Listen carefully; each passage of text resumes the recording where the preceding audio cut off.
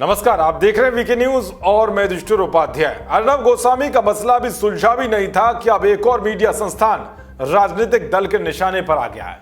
आपने जाने माने एंकर अर्नब गोस्वामी के बारे में तो सुना ही होगा कि किस तरह वो सोनिया गांधी के बारे में तीखे सवाल करने के चक्कर में कांग्रेसियों के निशाने पर आ गए थे।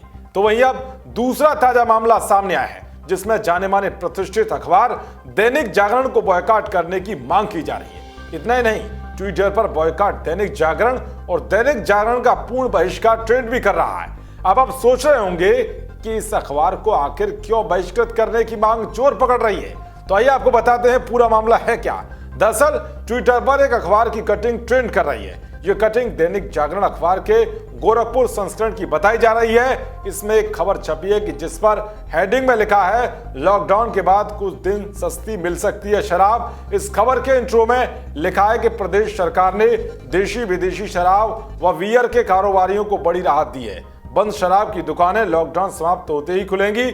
मौजूदा लाइसेंसधारियों को लॉकडाउन की समाप्ति से 7 दिन में ही शराब का शेष स्टॉक बेचने की अनुमति रहेगी।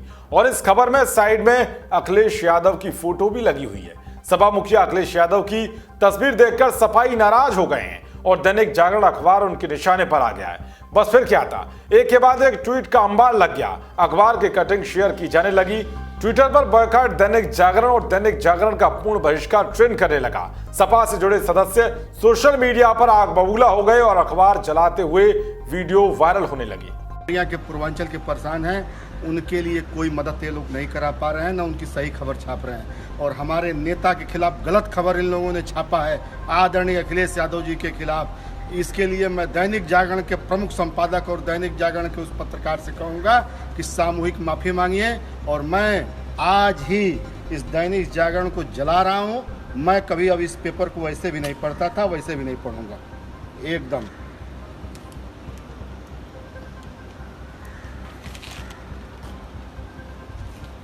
लो पूरा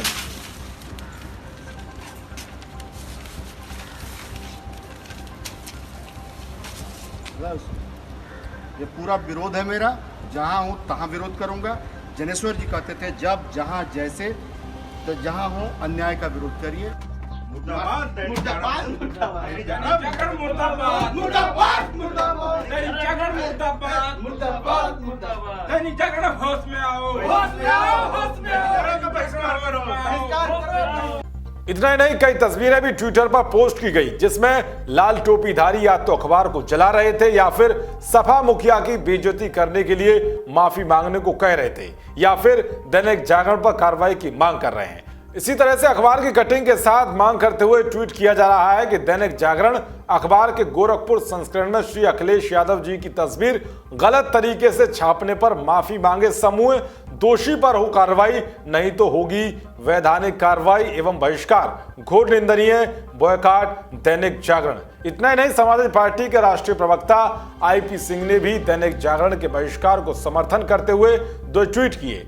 आईपी सिंह ने एक ट्वीट में लिखा कि आप सभी को यह जानना जरूरी है कि दैनिक जागरण की हेडलाइन तक मुख्यमंत्री दफ्तर तय करता है। 41 अरब के DHFL घोटाले का सच एक बार संपादक अन राय ने फ्रंट पेज पर लिख दिया था। न सिर्फ उन्हें डांटा गया बल्कि उनका लखनऊ से ट्रांसफर कर दिया गया। दैनिक जागरण का पूर्ण बहिष्कार। तो वहीं सपा राष्ट्रीय प्रवक्ता ने अपने दूसरे ट्वीट में लिखा है कि बिकी हुई कलम कीचड़ को कमल कहती है, बिकी हुई कलम कातिल को सनम कहती है, बिकी हुई कलम खूंटे से बंधी होती है, बिकी हुई कलम की स्याही जमी होती है, बिकी हुई कलम रोती नहीं सिर्फ गाती है, बिकी हुई कलम से सच की आवाज नहीं आती है।